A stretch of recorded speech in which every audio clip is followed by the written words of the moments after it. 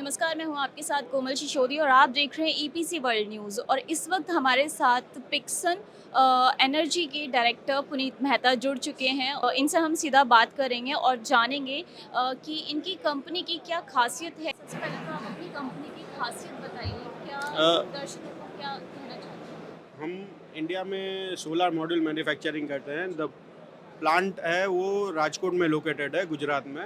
और 1 गीगावाट का solar module manufacturing plant है। और एक बैकवर्ड इंटीग्रेशन में सोलर ईवी एनकैप्सुलेंट फिल्म भी बनाते हैं। वो एक रॉ मटेरियल है that is used in solar modules. So अभी जो खासियत है वो मल्टी बस बार के लेटेस्ट टॉपकॉन मॉड्यूल्स, सोलार के मोनोपक मॉड्यूल्स और सोलार के पॉली मॉड्यूल्स, जो सब टेक्नोलॉजी पुराने से लेके नया तक सब कुछ हम बनाते हैं। And we offer a wide range of variety in our 1 gigawatt solar module portfolio. Sir, आपके प्रोडक्ट की क्या यूनिकनेस है और किस तरह के प्रोडक्ट्स आप लॉन्च कर रहे हैं? हम जो प्रोडक्ट्स बनाते हैं वो यूरोपियन टेक्नोलॉजी से बनते हैं। जी। तो सोलर मॉड्यूल्स जो बनते हैं उसमें quality is one of the key factor that plays a vital role in defining how the solar modules are. क्योंकि ये प्रोडक्ट में 25 साल का वारंटी गारंटी आता है। अभी वारंटी जो आता है that is regarding the performance warranty, कि वो 25 साल तक सोलर मॉड्यूल परफॉर्म करना चाहिए। तो क्वालिटी जो कंस्ट्रेंट आते हैं that is not there, and the line that is being installed, it is a European line, and उसमें पूरा क्वालिटी कंट्रोल सब कुछ सेफ्टी स्टैंडर्ड से और सब क्वालिटी पर्सपेक्टिव से बनाया हुआ है। तो जो मॉड्यूल होता है वो 100% टेस्टिंग होके ही बाहर निकलता है। हर एक module, there is no sampling method, it is 100% sampling. And वो मॉड्यूल टेस्ट होके ही फील्ड पे जाता है। तो उसकी वजह से the module is of the top most quality. Battery technology पे सर आपका क्या कहना है? Battery technology will be there, and it will be used with solar and wind power. So basically जो रिमोट लोकेशंस हैं या जहाँ पे अभी जो नए प्रोजेक्ट्स आ रहे हैं, सो पहले टेंडर्स आते थे सिर्फ सोलर के आते थे, विंड के आते थे। अभी हाइब्रिड प्रोजेक्ट्स आ रहे हैं, हाइब्रिड प्रोजेक्ट्स में सोलर प्लस विंड आ रहा है। अभी solar plus wind plus battery storage आ रहा है। So that is basically due to the requirement of electricity, and the replacement of electricity with the renewable sources.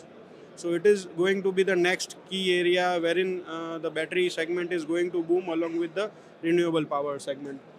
Sir, 3.0 technology जो है काफ़ी चर्चाओं में है, तो इंडिया में इसके कब तक इम्प्लीमेंट होने के चांसेस हैं? क्या मतलब किस तरह से उम्मीद की जा Uh, सकती है? 4.0 4.0 टेक्नोलॉजी ऑलरेडी एआई के साथ इम्प्लीमेंट होना चालू हो गया है।